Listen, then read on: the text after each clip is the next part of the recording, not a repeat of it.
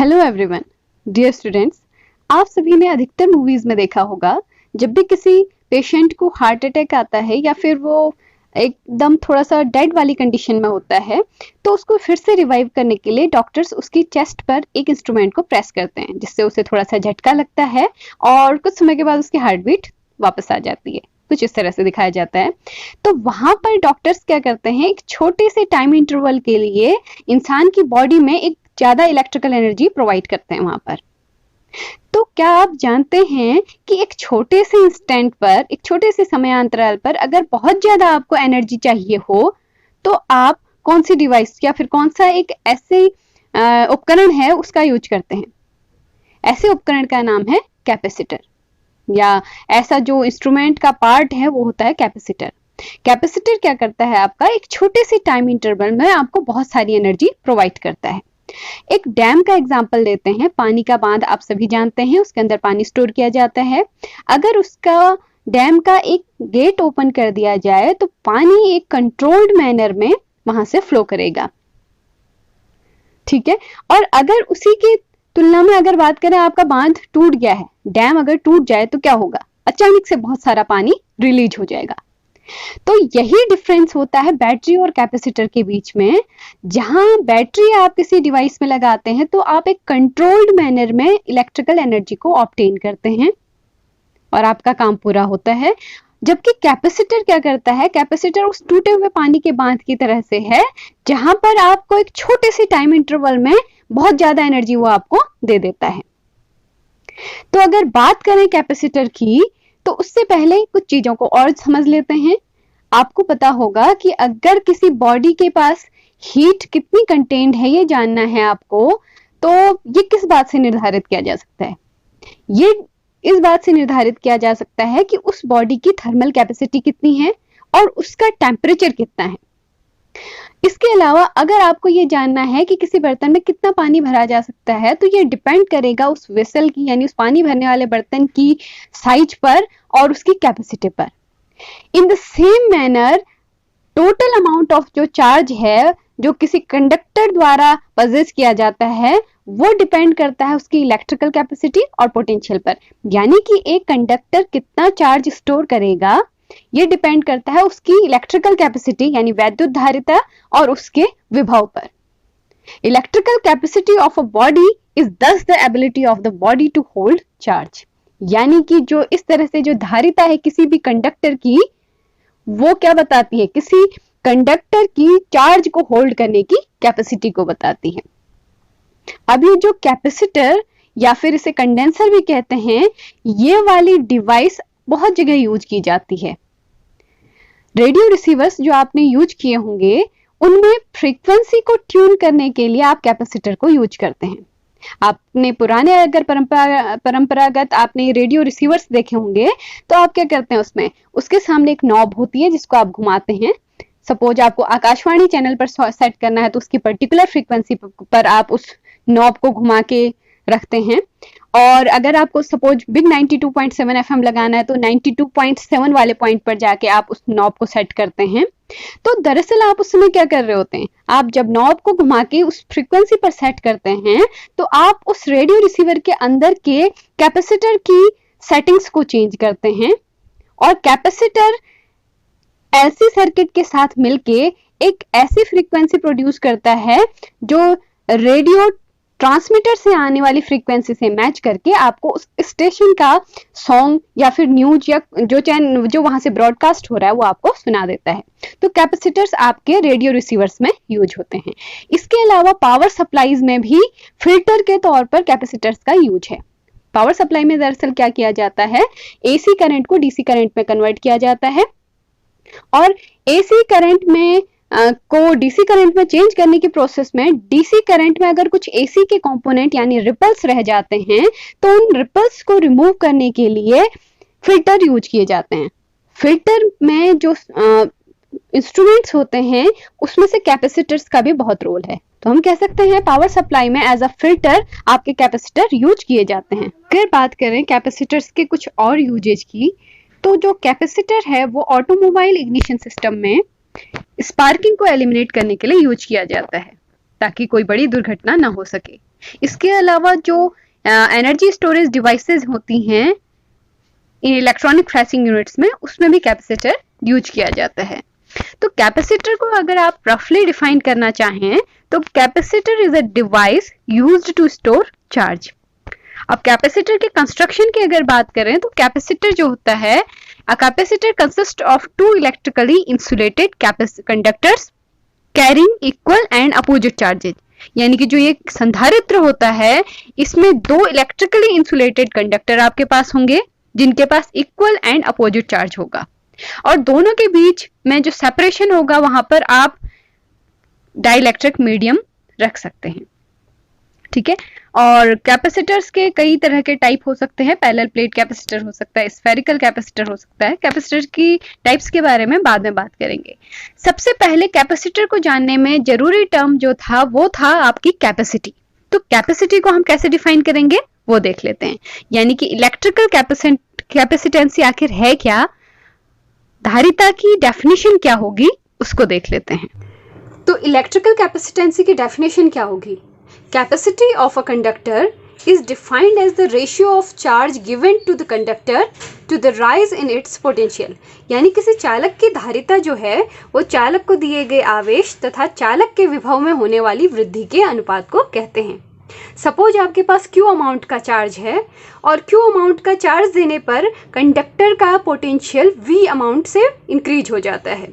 ठीक है, उसका पोटेंशियल में राइज आ जाता है V, तो उसकी कैपेसिटी तब कहलाएगी C equals Q upon V। यानी आपने Q अमाउंट का चार्ज दिया और उसका पोटेंशियल V हो गया, तो capacity C equals Q upon V। Hindi में इसे लिख सकते हैं धारिता C इक्वल्स आवेश Q अपॉन विभव वृद्धि V। तो अगर Q को आप 1 कूलॉम रख दें और उस समय जो पोटेंशियल में इंक्रीज हुआ है यानी विभव वृद्धि V हुई है वो मान लीजिए 1 वोल्ट की है, तो तब उस समय ये C जो है, जो कैपेसिटी है वो 1 फैरेड की होगी। कहने का मतलब है कि अगर Q 1 कूलॉम है, 1 कूलॉम का आवेश देने पर कंडक्टर का पोटेंशियल 1 वोल्ट हो जाता है, तो उस समय उस कंडक्टर की जो कैपेसिटी होगी वो होगी 1 फैरेड की। ठीक है, तो a conductor is said to have a capacity of 1 farad when a charge of 1 coulomb raises its potential by 1 volt. अब अगर बात करें कैपेसिटी की यूनिट की, यानी धारिता का मात्रक क्या होगा उसके बारे में बात करें, तो जो कैपेसिटी की यूनिट होती है, एक तो परंपरागत यानी कन्वेंशनल मेथड से आप निकाल सकते हैं। Q की यूनिट हो गई कूलॉम और V की यूनिट हो गई वोल्ट। तो कैपेसिटी की यूनिट क्या होगी? कूलॉम पर वोल्ट। लेकिन हम एक और यूनिट लेके चलते हैं इसकी, वो होती है फैरेड। तो कैपेसिटी की यूनिट हो गई फैरेड। तो देखिए कैपेसिटी के और अन्य मात्रक भी हो सकते हैं। एक मात्रक है माइक्रोफैरेड, और 1 माइक्रोफैरेड बराबर कितना होता है? 10⁻⁻6 फैरेड। इसी तरह से एक और मात्रक होता है नैनोफैरेड। तो नैनोफैरेड 1 नैनोफैरेड इक्वल्स होता है 10⁻⁹ फैरेड। इसके अलावा एक मात्रक और होता है माइक्रोफैरेड, या फिर उसे कह सकते हैं पीकोफैरेड। तो 1 पिकोफैरेड इक्वल्स वैल्यू आपके पास होती है 10⁻12 फैरेड। तो ये बात थी आपकी कंडक्टर की कैपेसिटी के बारे में। अब आगे चलते हैं कि संधारित्र आखिर होता क्या है। वहाँ पर हम कैसा कॉम्बिनेशन लेते हैं कि हमें चार्ज को एक्यूमुलेट करने के लिए या फिर एनर्जी को स्टोर करने के लिए एक प्रॉपर प्लेस मिल जाता है, उसके बारे में बात करते हैं। तो यहाँ पर देखिए आपको डायग्राम दिख रहा होगा, ए वाला डायग्राम देखिएगा। यहाँ पर आपके पास 2 प्लेट्स हैं, ये फर्स्ट प्लेट है, ये सेकंड प्लेट है। इस फर्स्ट प्लेट को हम प्लस Q अमाउंट का चार्ज देते हैं तो वो इस पर समान रूप से वितरित हो जाता है, इक्वली डिस्ट्रीब्यूटेड हो जाता है। और जैसे ही इसके पास समीप आप एक दूसरी प्लेट लाते हैं तो वैद्युत प्रेरण की घटना के आधार पर, यानी कि इलेक्ट्रिक इंडक्शन के आधार पर, इस दूसरी प्लेट का अंदर का हिस्सा नेगेटिवली चार्ज हो जाता है। यानी कि एक प्लेट तो थी आपकी पॉजिटिवली चार्ज, उसके पास आप दूसरी प्लेट लेके आए तो वैद्युत प्रेरण की वजह से इस दूसरी प्लेट के अंदर वाला हिस्सा नेगेटिवली चार्ज हो गया, और ठीक उसी समय उस दूसरी प्लेट के बाहर का हिस्सा पॉजिटिवली चार्ज हो जाएगा। अब क्या करेंगे आप? अब ये जो दूसरी प्लेट है, इस दूसरी प्लेट को आप कनेक्ट कर दें अर्थ से, यानी इसे ग्राउंडेड कर दें। तो यहाँ पर जो ये पीछे का जो सारा ये धनात्मक आवेश यहाँ पर था वो ग्राउंडेड हो जाएगा, ठीक है। तो ये ग्राउंड में चला जाएगा, तो इस दूसरी प्लेट पर क्या रह जाएगा आपके पास, केवल नेगेटिव चार्ज रह जाएगा, ठीक है।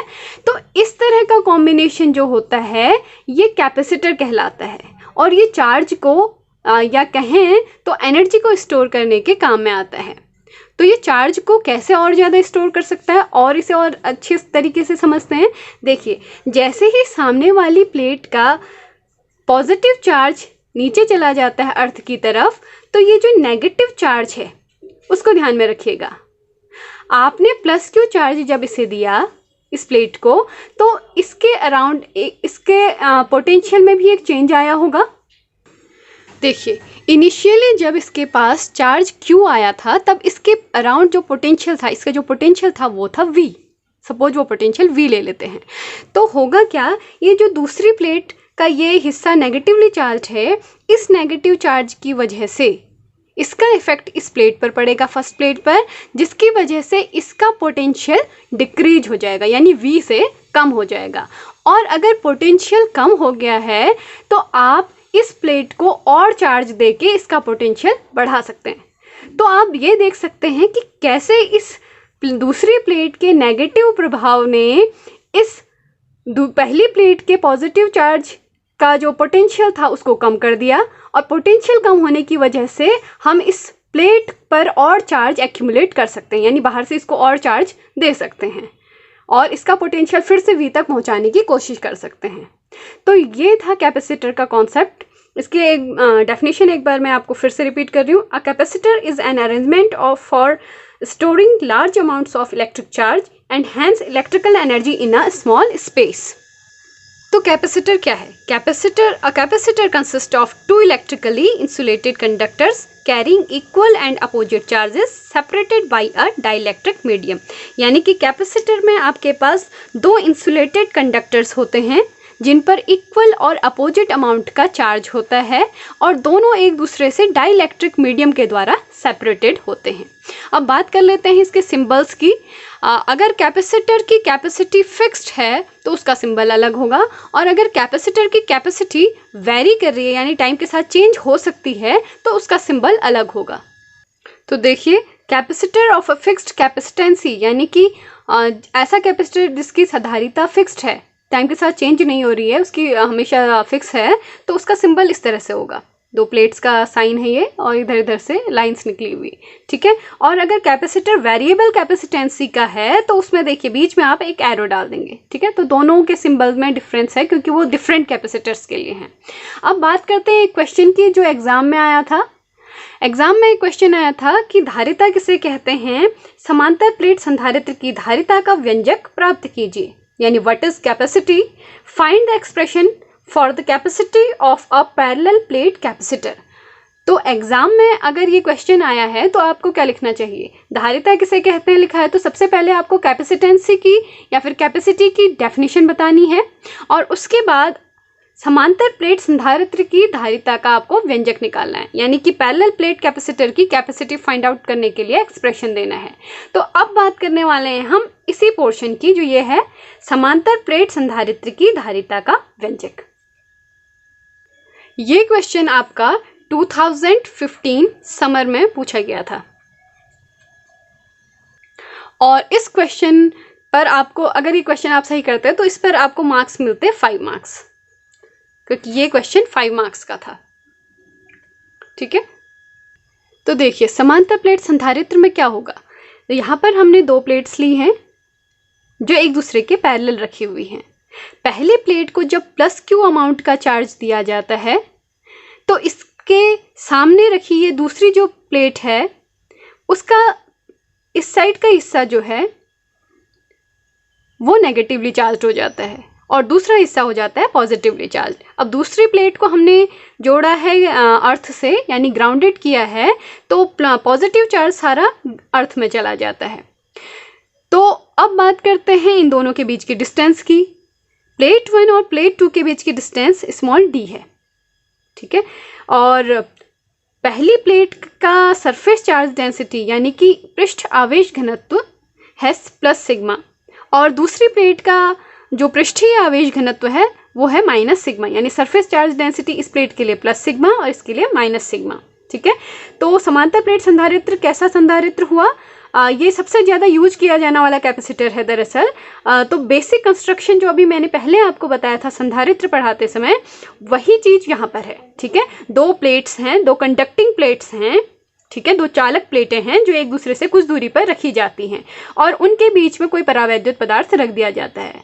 परावैद्युत पदार्थ मोस्टली इंसुलेटर्स होते हैं आपके। इंसुलेटर्स को रखने से इनकी इस समांतर प्लेट संधारित्र की कैपेसिटी बढ़ जाती है।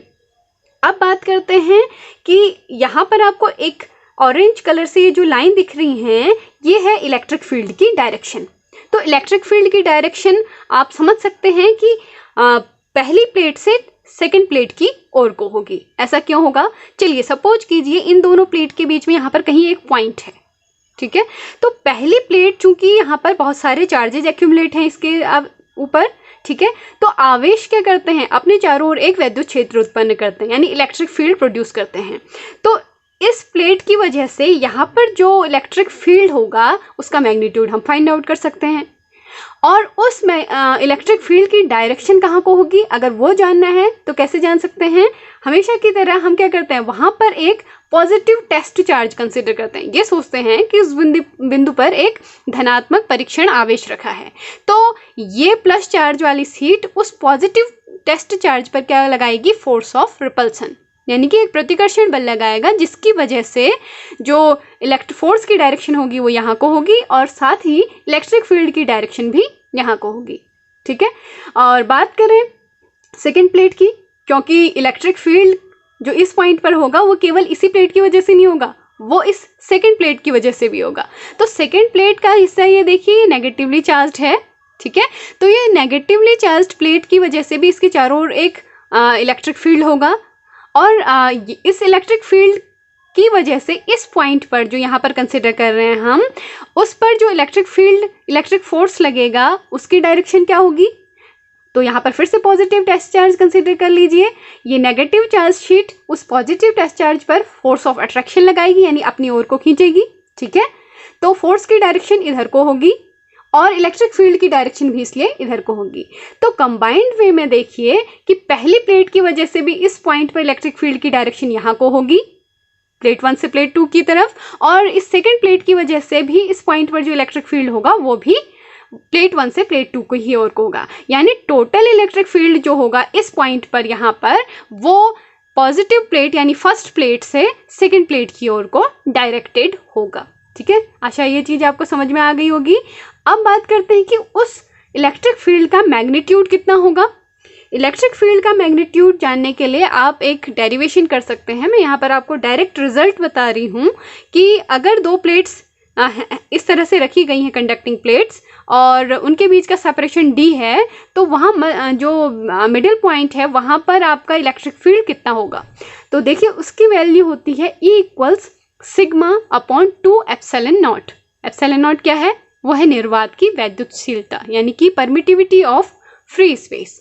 ठीक है, तो अभी हम यहाँ पर ये मान के चल रहे हैं कि इन दोनों प्लेट्स के बीच में या तो एयर है या वैक्यूम है। अभी हमने कोई डाइलेक्ट्रिक मटेरियल यहाँ पर कंसिडर नहीं किया है। ठीक है, तो तब देखते हैं कि क्या रिजल्ट रहता है आगे। तो देखिए सिग्मा की बात हमने की थी पहले, surface charge density sigma equals तो हो जाएगा Q/A।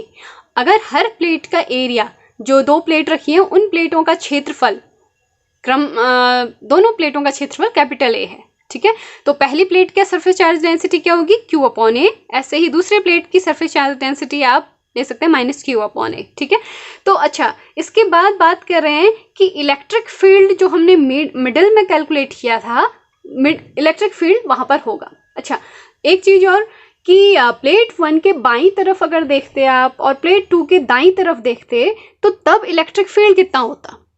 प्लेट 1 के अगर बाईं तरफ आप इलेक्ट्रिक फील्ड कैलकुलेट करेंगे तो वो इलेक्ट्रिक फील्ड वहां पर 0 आएगा, और प्लेट 2 के दाईं तरफ यानी कि राइट हैंड साइड में अगर इलेक्ट्रिक फील्ड कैलकुलेट करेंगे तो वो वहां पर भी 0 आएगा।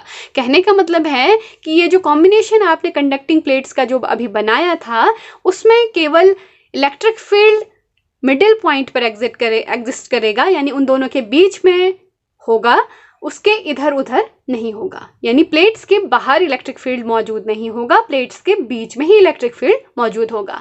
और चूंकि दूसरी प्लेट आपकी नेगेटिवली चार्ज्ड है तो वो पहली प्लेट के पोटेंशियल को घटाएगी, और पहली प्लेट का पोटेंशियल अगर घटेगा तो आप उस पर ज़्यादा चार्ज यानी ज़्यादा आवेश संचित कर सकते हैं, और ज़्यादा चार्ज एक्यूमुलेट करके आप पोटेंशियल फिर से बढ़ा सकते हैं।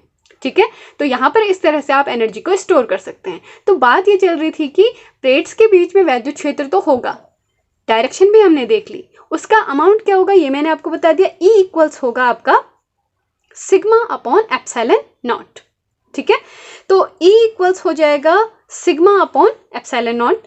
तो इसकी वैल्यू को आप आगे पुटअप कर देंगे, तो यहाँ पर लिख सकते हैं आप 1 upon epsilon not into Q upon A। क्यों? क्योंकि सिग्मा जो है, सिग्मा की वैल्यू है Q अपॉन A। ठीक है, तो और ये कंडीशन कब की है? जब प्लेटों के बीच निर्वात या वायु है। ठीक है, तो अब बात कर लेते हैं, अगर प्लेटों के बीच उस समय विभवांतर यानी पोटेंशियल जो था वो कैपिटल V था। ठीक है, तो V इक्वल्स, अब देखिए एक फॉर्मूला और आता है, वो हमेशा ध्यान में रखिएगा कि अगर दो प्लेट्स के बीच में इलेक्ट्रिक फील्ड E है और उनके बीच में डिस्टेंस स्मॉल d है और वहां पर आपके पास पोटेंशियल V है, तो उस समय E इक्वल्स होता है V अपॉन D। ठीक है, यानी कि दो कंडक्टिंग प्लेट्स हैं जिनके बीच का सेपरेशन D है और उनके बीच पोटेंशियल V है, और इलेक्ट्रिक फील्ड तब आपको जानना हो उनके बीच में कितना होगा, तो वो आप ऐसे भी निकाल सकते हैं, E equals V upon D। ठीक है, तो यहाँ पर V इक्वल्स आप लिख लेंगे E इंटू D, और E की वैल्यू यहाँ पर से पुटअप करेंगे। E की वैल्यू पुटअप करिए, देखिए क्या मिलेगा, यहाँ पर मिलेगा आपको 1 upon epsilon not Q upon A into D। ठीक है, तो आपको ये पता चल गया है कि समांतर प्लेट संधारित्र जो ये आपके पास है, इसमें दोनों प्लेट्स के बीच का पोटेंशियल कितना होगा। ठीक है, सबसे पहले हमने ये जाना कि समांतर प्लेट संधारित्र के जो बीच मिडिल पॉइंट है वहां पर इलेक्ट्रिक फील्ड होगा प्लेट 1 से प्लेट 2 की ओर को दिष्ट, और उसका मैग्नीट्यूड होगा सिग्मा अपॉन एप्सिलॉन नॉट। ठीक है, तो E और इस वाले V के फॉर्मूले को लेकर हमने यहाँ पर ये फाइनल यहाँ पर रिजल्ट यहाँ पर ऑब्टेन किया है। ठीक है, अब आगे को बढ़ते हैं कि उस पैरेलल प्लेट कैपेसिटर की कैपेसिटी कितनी होगी। तो कैपेसिटी का फॉर्मूला अभी जस्ट हमने देखा था, C इक्वल्स होता है Q अपॉन V। ठीक है, तो यहाँ पर V की वैल्यू पुटअप कर दीजिए, तो V की वैल्यू पुटअप करेंगे तो Q से Q कैंसिल आउट हो जाएगा, तो ये आ जाएगा epsilon naught A upon D। ठीक है, this implies capacity of parallel plate capacitor will be equal to epsilon naught A upon D। ठीक है, तो ये आपकी लिख ली है मैंने इक्वेशन 1। तो आपका एक्सप्रेशन यहाँ पर आ चुका है। आप एग्जाम में इतना भी लिखेंगे तो आपके मार्क्स आ जाएंगे पूरे। ठीक है, अब इसके कुछ केसेस को डिस्कस कर लेते हैं। देखिए, अगर कैपेसिटर्स की जो प्लेट हैं, जो संधारित्र की जो दो प्लेटें थी, उसके बीच में कोई परावैद्युत पदार्थ रखा है। ठीक है, अभ्रक रखा है या पेपर रखा है, कोई भी डाइलेक्ट्रिक मटेरियल रखा है, तो क्या होगा, पहली बात तो उसकी कैपेसिटी बढ़ जाएगी। ठीक है, और दूसरी बात कैपेसिटी हो कितनी जाएगी वो देखिए कितनी होगी, C इक्वल्स वहां पर आपके पास कितना था, अभी जो हमने पहले इक्वेशन देखी थी वो था A epsilon not upon D, तो यहाँ पर कैपेसिटी हो जाएगी K A epsilon not upon D। ठीक है, क्या डिफरेंस आया, यहाँ पर K इंट्रोड्यूस हो गया है। K क्या होता है, K होता है माध्यम का परावैद्युतांक, यानी जो आपने परावैद्युत पदार्थ रखा है उसका डाइलेक्ट्रिक कांस्टेंट यानी परावैद्युतांक होता है K। ठीक है, तो अगर दो प्लेट्स के बीच में एयर या वैक्यूम है यानी वायु या निर्वात है, तब C इक्वल्स होगा A epsilon not upon D, और अगर उन दोनों के बीच में कोई आपका डाइलेक्ट्रिक मटेरियल है तो C इक्वल्स होगा K A epsilon not upon D। तो ये आपके पास दो इक्वेशन हो गई। तो इक्वेशन 1 और इक्वेशन 2 को आप डिवाइड कर लें तो इन दोनों इक्वेशन से आपको क्या मिलेगा, C upon C nought equals आ जाएगा K। देखिए, जो पहली इक्वेशन हमने लिखी थी वहां पर आपका प्लेट्स के बीच में निर्वात या वायु थी, तो उसे C नॉट लिखा जाएगा दरअसल। ठीक है, तो C नॉट वहां पर होगा, हम इसको C नॉट लिख लेते हैं क्योंकि अब हम तब की बात कर रहे हैं जब डाइलेक्ट्रिक मटेरियल रखा हो, और जब डाइलेक्ट्रिक मटेरियल ना रखा हो तो दोनों को कंपेयर करने के लिए हमें दोनों को डिफ्रेंशिएट करना पड़ेगा, यानी कि दोनों पहचान में आने चाहिए। तो C नॉट क्या होगा, C नॉट होगा परावैद्युत पदार्थ न रखने पर समांतर प्लेट की धारिता, यानी कि समांतर प्लेट संधारित्र की धारिता जब उनके बीच में परावैद्युत पदार्थ न रखा हो यानी वायु या निर्वात हो केवल, तब C नॉट इक्वल्स होगा epsilon naught A upon D। और अगर परावैद्युत पदार्थ रखा है यानी डाइलेक्ट्रिक मीडियम रखा है वहां पर, तो वो हो जाएगा C इक्वल्स के A epsilon not upon D। तो यहाँ पर आपके पास डिवाइड करने पर मिल जाएगा C upon C nought equals K। ठीक है, तो ये फॉर्मूला बहुत इंपॉर्टेंट है, ये तीनों ही जो आपने अभी तक पढ़े। अब इसके बाद एक चीज और कंसिडर कर लेते हैं, एक चीज और बात कर लेते हैं।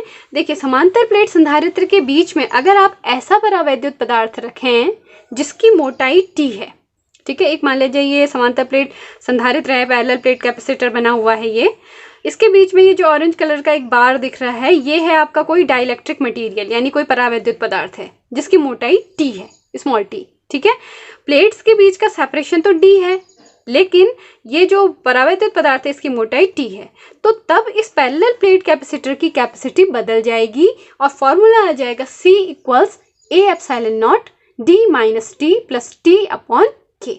ठीक है, और अगर पूरे में परावैद्युत पदार्थ रखा होता तो तब एक्सप्रेशन क्या होता है, ये वाला C इक्वल्स के A epsilon not upon D।